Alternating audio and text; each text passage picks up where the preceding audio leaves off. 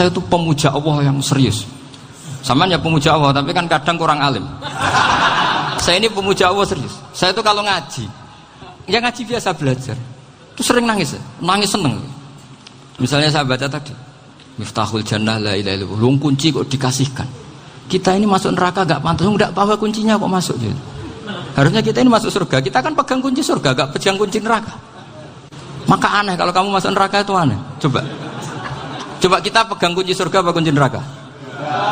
Tapi kadang teman saya suon rokok rano kunci ini. Karena tidak ada pintunya. Terus saya bilang, kamu kok tahu? Memangnya mau ke sana kata saya. Saya tidak punya rencana tahu neraka. Dan saya meskipun guyon itu serius. Bedanya orang alim sama ndak itu di situ. Kalau orang alim itu guyon itu masih benar, masih serius. Coba saya bacakan ayatnya. Ala inna auliya Allahi la khaufun alaihim wa lahum yahzanun. Terus lahumul busyra fil hayatid dunya fil akhirah. Artinya kalau mungkar nangkir dengan penampilan garang gitu, berarti ada ketakutan apa enggak? Ada. Padahal ciri utama walinya Allah tidak ada ketakutan. Makanya itu termasuk dalilnya Sayyid Muhammad. Tidak semua orang alami seperti itu, karena wali-wali itu la khaufun alaihim wa lahum yahzanun. Wah anak kiai ketemu karena kerja buat tidur wedek. Iku rezeki ora kok pertanyaan itu, nak konan santri piye? Lho isen wis kiai dihanjuti mungkar nakir.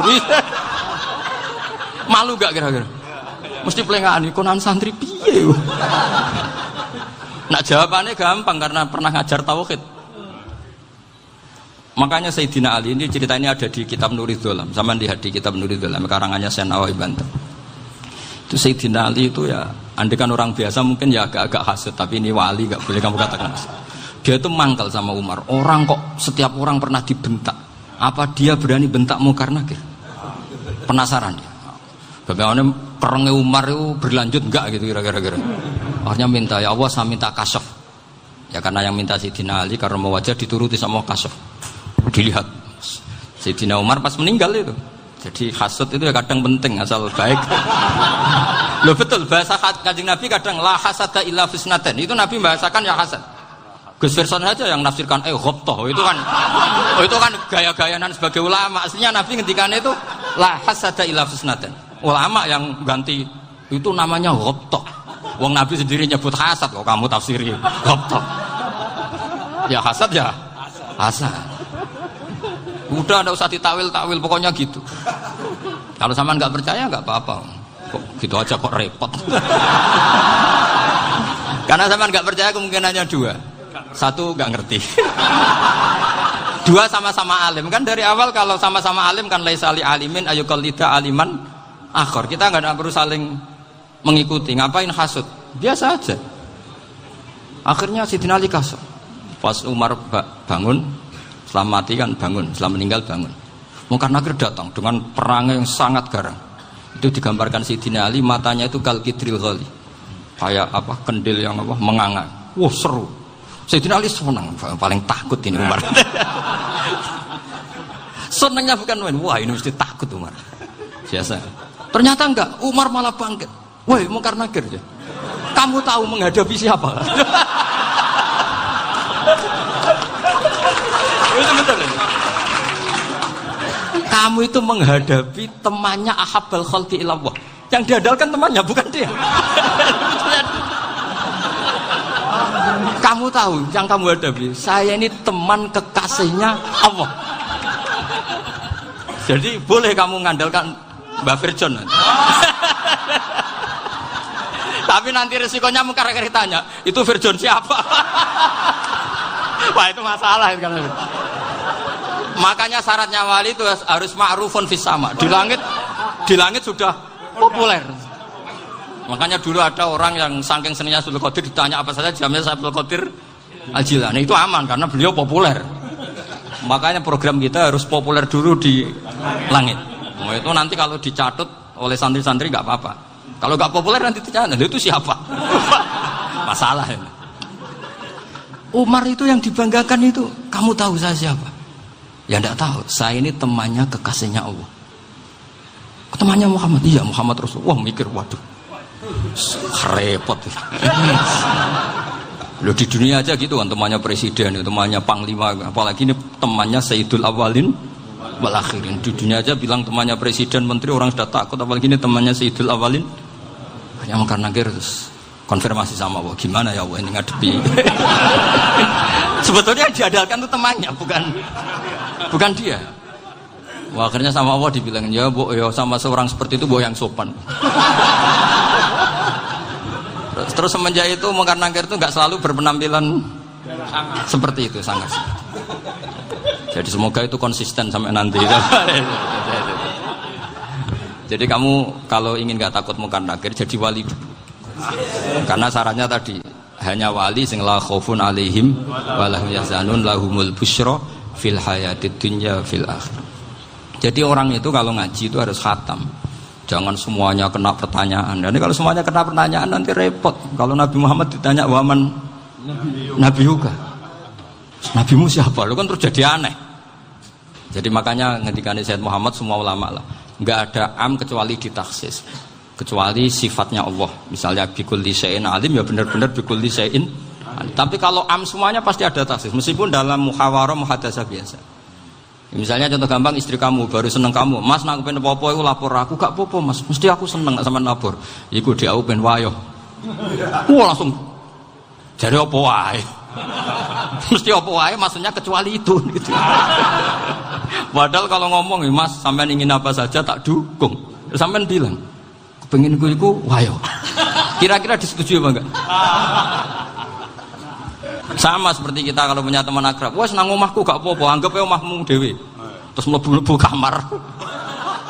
Jadi tidak ada am kecuali ditaksis. Artinya kalau ada cerita bahwa orang mati pasti ngalami ditanya mungkar nakir, itu pasti ada am yang ditaksis. Itu pasti juga dialami para anbiya, para auliya. Karena ciri utama wali itu la khaufun alaihim walahum yahzanun. Kemudian saya yang mau cerita ya, supaya sampean bisa menghadapi dunia global ini, tak bawa tafsir Munir termasuk tadi. Ini saya baca ini karangannya Syekh Nawawi, karena tadi kata Mbah Firjon ngaji itu harus sama orang yang bersanad. Saya ini kalah sama beliau itu berkali-kali. Secara nasab saya harus manggil Mbah. Secara silsilah ilmu saya juga kalah lagi. Saya sering disewani sama cucu-cucu Syekhona Khalil. Kiai Siddiq itu termasuk murid dekat beliau, Syekhona Khalil.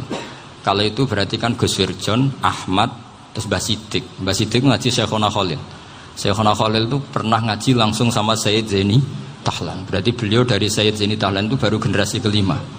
Sementara saya itu sudah ke-7 atau ke-6. Saya, Mbah Mun, Mbah Karim misalnya, Mbah Hashim, Mbah Mahfud Termas, Sayyid Abi Bakar Sato, yang arangnya Anatul Tolibin, baru Sayyid Zaini Tahlan. Berarti saya ke-7, kalah lagi. Tapi untuk jadi wali biasanya cepat saya. Karena syaratnya jadi mbah itu ngalah demi putu. Jadi kalau beliau ngotot, saya dulu Gusti, saya mbahnya. Wah itu mbah yang nggak baik. Pasti jatahnya dikasihkan apa? Cucunya dulu. Makanya Abdul Muthalib itu orang yang dapat wangsit, tapi yang jadi nabi itu cucunya. Jadi dalil saya banyak. Sebenarnya Abdul Muthalib itu sudah sering dapat wangsit. Karena saya bahasakan wahyu, Nabi yang protes, enggak Nabi kok dapat wahyu. Tapi sebetulnya Abdul Muthalib itu masyhur. Kalimat-kalimatnya menunjukkan bahwa beliau itu sudah dapat wahyu kalau nanti cucunya itu jadi apa? Nabi. Makanya senangnya bukan main Abdul Muthalib sama Rasulullah. Putu seneng, mbah seneng putu. Jadi mungkin, jadi sampean enggak usah protes loh. Yang jadi wali kok cucunya. Loh, betul. Dulu Mbah Hamid Pasuruan itu kalau Mbah Ahmad Siddiq ke sana, Mbah Hamid Pasuruan kalau manggil Mbah Ahmad Siddiq itu paman. Tapi pamannya minta ijazah ke ponaan. Apa ya gara-gara itu memang. Kalau itu masih berlaku, apa? Ngalah tadi. Kayaknya masih apa? Hawane masih. Hawane masih. Karena melihat tren-tren langit masih gitu kayaknya masih. Masih itu. Ya. Tapi mbahnya tetap dapat jatah, tenang saja nanti. Tapi memang sebaiknya mbah itu legowo. Rasulullah Muhammad SAW itu terkenal min dzurriyyati Ibrahim. Tapi kata Rasulullah, ana dakwatu Ibrahim wa bisyaratu Isa. Aku nganti ngene iki barokah dongane Nabi siapa? Ibrahim. Jadi dongane Nabi Ibrahim nggih tiba teng putu. Jadi banyak bukti bahwa jatuhnya ke putu gitu. Tadi saya di kamar sama beliau berduaan. Nih Mbah sing dadi wali di sini. Aku Mbah. Cocokan tadi. Nah, kenapa saya akhir-akhir ini gulirkan daftar wali? Kenapa? Saya ini resah ya, orang sudah ingin dicintai pejabat, dicintai tetangga, dicintai teman. Tapi kadang-kadang orang lupa lagi dicintai Allah. Makanya saya meskipun guyon, tapi ini amdan, bukan sahwan. Supaya orang punya cita-cita lagi jadi wali, ingin dicintai Allah. Kita ini terlalu lama ingin dicintai makhluk. Mbok ya naik kelas sedikit lah. Ingin dicintai Allah Subhanahu wa ta'ala. Meskipun saya guyon, tapi tadi guyon saya tuh lebih serius ketimbang serius Anda. Karena tak pikir. Saya tuh kalau pergi itu seneng ngebis, bukan karena saya tidak punya mobil, tapi saya sering mau butuh itu supaya gak diganggu. Karena saya tuh harus punya waktu sendiri. Kalau bis kan ketemu orang gak kenal, tapi sekarang ya gak susah, banyak yang kenal. Dan susahnya lagi gak minta ijazah, minta foto. Repot tuh. Mau dibenci itu umatnya Rasulullah Shallallahu Alaihi Wasallam. Mau disetujui itu sanatnya mana? Kalau ketemu orang alim minta apa? Foto. Itu nggak ada sanatnya. Nggak tahu saya itu mazhab dari mana itu. Ya mazhab milenial yang jelas itu kan. Ini tak baca ya biar dapat. Karena ini kenangan saya sama Mbak Ahmad Siddiq. Saya masih ingat betul beliau ngisi hallnya Mbak Abdullah bin Umar, berarti abahnya Mbak Hamid. Karena mbah saya itu Fatimah binti Khalid bin Umar. Kalau Mbak Hamid itu Hamid bin Abdullah bin Umar. Itu saya masih ingat betul zaman itu Mbah Hamid siap hall di Lasem itu rawuh dan saya derek mbah saya karena masih misanan datang ke Lasem. Itu beliau pas itu ngisi sama Mbah Mun. Mbah Mun masih muda, Ki Ahmad Siddiq sepuh senior.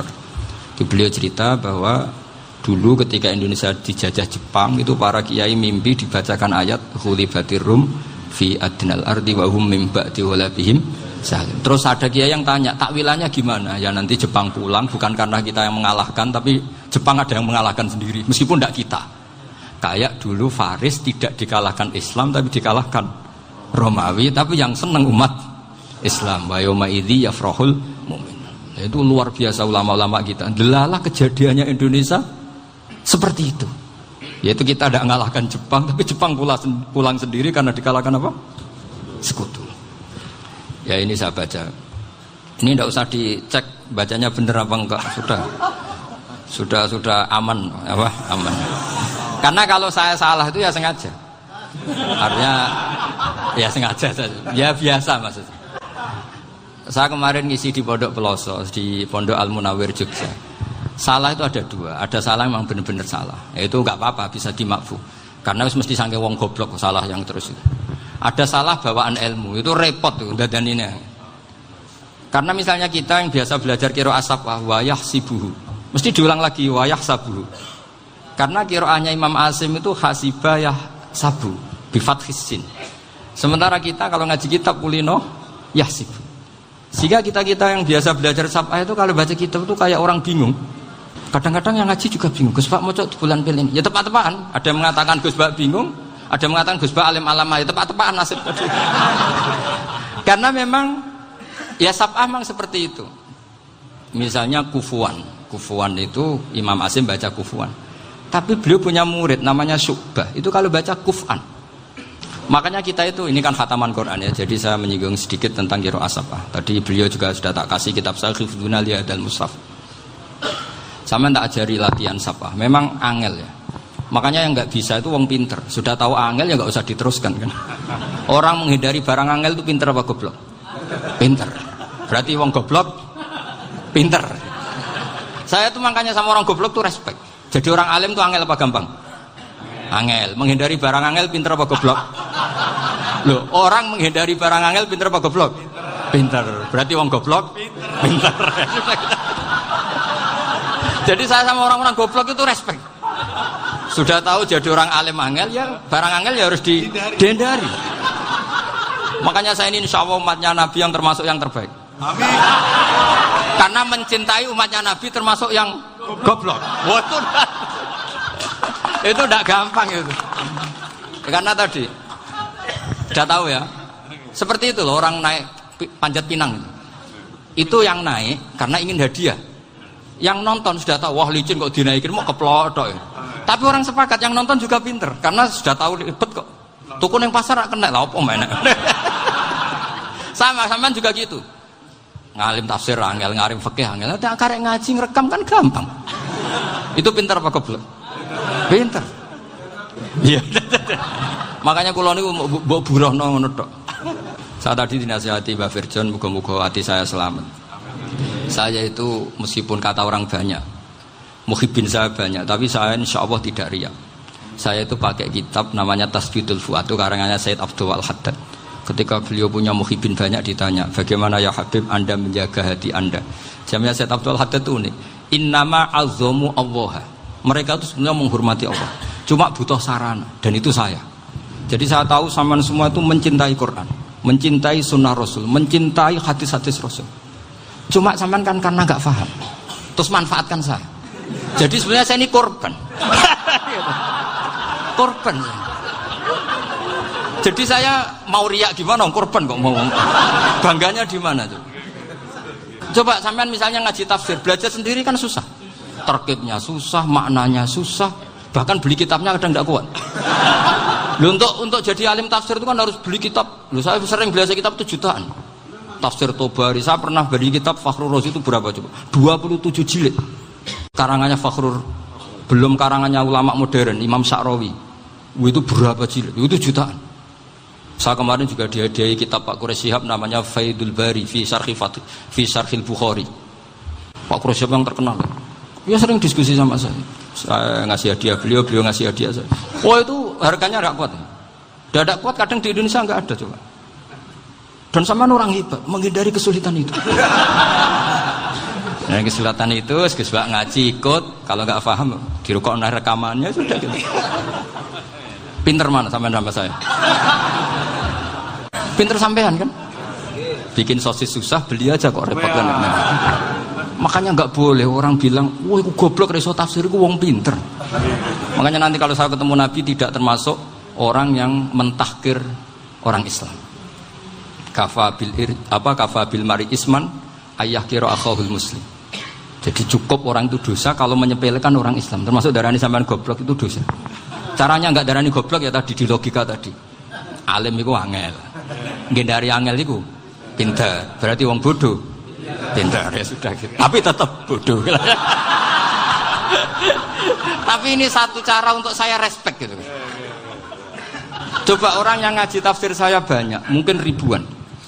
Itu sebetulnya mencintai Quran. Karena Quran adalah kitab suci yang panduannya umat Islam. Sangat mencintai Quran. Terus kemudian mereka nggak paham. Terus mencari orang yang memahamkan. Burohno lah cara Jawa ini.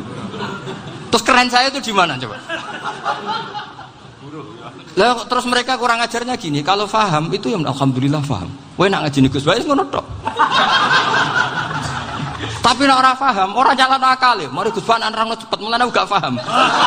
Ora kok nyalano teke sing lelet. Itu kan masyaallah naudzubillah tenan. Sebetulnya tingkat kurang ajarnya tinggi Gus sebenarnya. Jadi kalau nggak paham itu kadang nggak nyalahno uteke. Kayak mau misalnya, mau mari mikir aja jelas. Padahal misalnya jelas orang mesti paham, bodoh. Paham? Jadi kata Sayyid Abdul Haddad, innama azzamu Allah. Sebenarnya mereka itu sangat menghormati Allah. Makanya kita nggak perlu mengatakan wasilah itu kafir, nggak akan. Karena orang tawasul sama Rasulullah itu ingin dapat ridhonya Allah lewat orang yang dicintai Allah. Kita mencintai wali sebenarnya, wah itu kekasih Allah. Kita mencintai itu karena mencintai Allah. Sama seperti gini. Kamu mencintai kangkung apa enggak? Sebenarnya sama sekali enggak. Tapi kamu ingin sehat, ada asupan gizi. Kamu ingin tubuh kamu sehat, butuh asupan gizi. Kemudian kamu makan kangkung. Apa terus kamu cinta kangkung kan enggak? Cinta kesehatan kamu sama. Orang yang mencintai saya sebenarnya ingin kepuasan rohani. Saya kan termasuk kiai yang torekonya gampang. Ini swarga, kan akhirnya penggemarnya banyak. Coba kalau kamu neraka. Jadi sebetulnya Anda mencintai kepuasan Anda sendiri. Nah, saya ini korban. Makanya untuk masuk surga cepat saya, korban itu cepat. Da'watul mazlum la turaddu kan gitu. Laisa bainahu wa bainallah hijab. Jadi saya kalau donga langsung seret langit. Karena mazlum. Saya sinau tafsir itu, Pak, sampean bayangkan ada tafsir itu sudah 27 jilid. Sing ngarang Fakhrur Razi itu buletnya bukan main. Karena dia ahli filsafat. Buletnya masyaallah. Sudah gitu sinau Jalalain kadang dikomen oleh Sawi. Sudah kita percaya Jalalain jebule dibuli Sawi. Percaya Sawi dikandani, "Oh iku Maliki rasa ribet." Sudah gitu sinau Qurtubi, sinau tafsir Tabari itu susahnya. Belinya susah, belajarnya susah. Padahal saya punya keluarga, punya istri, punya anak. Bayangkan kalau istri saya rewel, kayak istri sampai. Wah itu, tapi alhamdulillah enggak. Sama sekali enggak. Allah sudah milihkan, wah ini bahaya kalau punya istri rewel. Imam Sibawai itu kitabnya banyak, tapi yang terbukukan hanya kitab Sibawai. Karena beliau kalau sudah belajar lupa istri. Hanya pas beliau di pasar, kitabnya dibakar semua sama istrinya. Karena dianggap saingannya. Ternyata yang dicerai tidak kitabnya, malah istrinya. Itu Imam siapa? Sibawai. Tapi alhamdulillah kitab saya nggak terbakar, aman. Saya teruskan ya. Jadi untuk menjaga riya dilatih innama azzamu Allah. Sebenarnya mereka itu menghormati Allah. Sehingga wasail-wasail itu sebenarnya nggak pernah jadi subjek pelaku utama, enggak. Tetap Allah. Sebab itu kata Sayyid Muhammad, kamu kok mengatakan wasilah itu kafir itu gimana? Ketika innallaha qad ba'atsa lakum taluta malika. Talut itu ya manusia. PD-nya itu apa? Inna ayata mulkihi ayyatiyakumut tabut fihi sakinatum mir rabbikum wa baqiyatum mimma taraka alu Musa wa alu Haruna tahmiluhul malaika. Jadi beliau PD itu kalau bawa sunduk semacam peti sakti, sing di situ ada baqiyatum mimma taraka alu Musa wa alu Haruna tahmiluhul malaika. Ya kayak semacam jimat. Tapi saya bukan mensyariatkan jimat enggak, karena nanti banyak penjual yang pembohong juga gitu loh. Cuma cerita, kamu tidak usah mengatakan kafir. Dulu Talut PD-nya kalau bawa sunduk semacam peti kesaktian yang di situ ada baqiyatum mimma taraka alu Musa wa alu Haruna tahmiluhul malaika. Sehingga Khalid bin Walid meskipun beliau sahabat dan menyaksikan wajah Rasulullah SAW, itu bawa sya'aratun min sya'aratihi Rasulullah SAW, bawa rambutnya Nabi. Perang kemana-mana itu diletakkan di pecinya. Nanti sama tanya lagi, masa pakai peci Khalid bin Walid ini?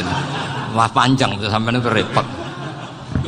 Sampai tak warai ngaji usul fikih. Usul fikih itu kalau ngaji itu ada istilah tangkihul manat. Ini mestinya wilayah yang kita bisa berdebat sama Mbah Firjon. Dulu itu musuh saya karena saya makili Anwar, beliau makili Peloso. Tapi tahu-tahu kalah tua terus saya mengundurkan diri. Di fikih itu ada istilah, ada tangkihul manat, ada tahqiqul manat, ada tangkihul manat. Tangkih itu kira-kira gini, lafadz hadis itu dibuang sekian untuk tahu bahwa itu madarul hukmi. Misalnya gini, tak beri contoh paling gampang. Sama harus paham, kalau nggak paham nggak pinter-pinter. Ja'a a'rabiyun ila Rasulillah sallallahu alaihi wasallam. Ya karena ini menghormati Mbah Ahmad Siddiq, saya orang alim, jadi ngaji ini tetap ada suasana alim. Ya harus ada suasana alim. Nggak perlu jadi orang alim tadi, susah. Sudah ngindari susah itu pintar. Sudah itu aja. Jadi orang alim susah, ngindari barang susah pintar. Berarti orang tidak alim pintar. Nah, meskipun tetap sudah kita itu pegangi sampai mati nanti. Loh, jadi orang alim itu repot. Itu kata Imam Ghazali, kalau orang alim kalau mau masuk surga itu sama Allah nggak boleh. Kif, kamu nggak boleh langsung masuk surga. Coba cari umat kamu, syafaati dulu. Nah, saya takut nyari sampean tidak bisa kembali. Saya tidak punya rencana itu. Pokoknya mau masuk. Golek sampean kuaduan. Aduan balik raroh dewe, wah repot nanti saya. Berat jadi orang alim itu berat. Ya saya teruskan ya. Ada tangkihul manat. Ja'a a'rabiyun ila Rasulillah sallallahu alaihi wasallam. Faqala ahlaktu wa ma ahlakaka qal waqatu imraati fi nahari Ramadan. Ya sidang kita, saya ini rusak ya Rasulullah. Kenapa? Karena saya menjima istri saya fi nahari Ramadan. Terus kata Nabi, kamu harus bayar kafarah. Napa Nabi kafarah? Puasa 2 bulan. Wong baru 1 hari aja terjadi gitu kok disuruh puasa 2 bulan. Ya tidak kuat ya Rasulullah. Baru berapa hari saya puasa aja kecelakaan seperti itu. Apalagi kalau sampai 2 bulan. Tidak ya Rasulullah. Ya sudah kalau gitu kamu pertama ngasih makan apa? Itqu raqabah kan, pertama merdekakan budak. Tapi kan sekarang nggak ada budak makanya terus sekarang langsung puasa. Wah ini nggak bisa semua. Ya sudah ngasih makan orang 60. Kasihkan siapa ya Rasul? Ya orang fakir. Saya ini paling fakir. Di kampung saya ini orang paling fakir. Jadi mulai dulu orang fakir itu hubungan suami istri itu paling lancar. Mulai dulu. Makanya orang fakir itu anaknya banyak. Karena hiburannya hanya itu. Wong Ramadan aja. Coba mau ke ATM nggak punya uang, mau antri di bank nggak punya, mau apa coba? Itu mulai dulu. Ini sanadnya mutasil. Wah, akhirnya sudah sanksinya kan tadi ya idku raqabah atau puasa 2 bulan berturut-turut atau ngasih makan 60 orang miskin. Lalu kata ahli usul fikih, kata Arabi dibuang, nggak menjadi catatan hukum. Orang kota pun kalau melakukan itu juga kena sanksi yang sama. Imro'atau juga dibuang. Andai kan itu dilakukan untuk amatnya juga ketentuannya sama. Nah sekarang perdebatan antara Imam Syafi'i dan Imam Malik begini. Sekarang pertanyaan gini, jima istri itu hukumnya boleh apa haram? Boleh kan? Lalu kalau ada orang tanpa udzur kemudian makan siang-siang, cara Imam Malik hukumnya sama, harus kena sanksi yang sama. Karena sama-sama hadku hurmati Ramadan bighairi udzrin syar'iyyin. Sama-sama merusak hukum Ramadan tanpa udzur syar'. Lu jima itu tidak zina. Kan hukumnya jaiz. Nah, sekarang makan hukumnya jaiz, harusnya juga kena ketentuan yang sama. Cara pikirannya Imam Malik. Nah, alhamdulillah Imam Syafi'i gak setuju. Wah, cara setuju repot. Bahkan orang-orang Syafi'i sudah punya khilaf, kalau gitu minum dulu. Iya, biar gak kena. Iya, biar iftarnya pakai minum. Setelah minum baru jima kan. Ya. Ini sudah menyiapkan khilafnya. Ini khas Syafi'i ini, bongsong rekayasa hukum. Nanti bisa belajar jauh cara ngakali hukum. Makanya guyonan yang masyhur Gus Dur itu gitu. Ada seorang kiai atau Gus lah, ya punya salah, namanya manusia kan punya salah, entah cangkruk entah apa, pokoknya punya salah. Ada wartawan yang ngiranya semua kiai itu orang suci, sehingga tanya sama Gus Dur, Gus itu ada kiai kok, ya pokoknya salah lah. Tapi jangan bayangkan dosa besar, enggak, kecil-kecil aja. Itu gimana itu? Padahal kiai kan orang suci. Jawabnya Gus Dur lucu. Ya justru yang boleh salah itu para kiai. Kalau kamu nggak boleh. Loh, kok bisa Gus? Karena mereka tahu caranya tobat. Repot. Kalau kamu nggak tahu caranya, sama pelanggaran hukum itu ya harus pakar-pakar hukum. Ya. Itu yang tahu caranya rekayasa. Kalau kamu ya kena pasal kan. Ya. Jadi kamu jangan niru saya ini punya sekian cara untuk nah, itu namanya khilaf. Makanya kata Sayyid Muhammad, kamu tidak usah anti khilaf, karena Abu Hanifah itu membolehkan khilaf, kitabul khiyal. Yang penting kamu soleh dulu, setelah soleh nanti Allah maklumi. Soleh dulu, syaratnya soleh dulu. Kalau tidak soleh jangan.